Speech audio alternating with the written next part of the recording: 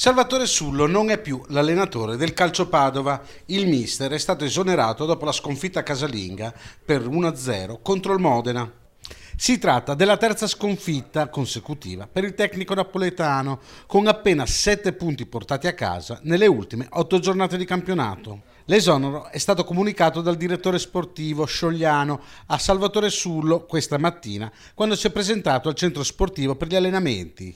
Sulla panchina biancoscudata arriverà, o meglio ritornerà, Andrea Mandorlini, ex allenatore del Calcio Padova tra il 2006 e il 2007. La società informa che la prima squadra è stata affidata al mister Andrea Mandorlini. Il tecnico ravennate ha sottoscritto un contratto con la società biancoscudata fino al 30 giugno 2020 con opzione di rinnovo, si legge in una scarna nota della società biancoscudata.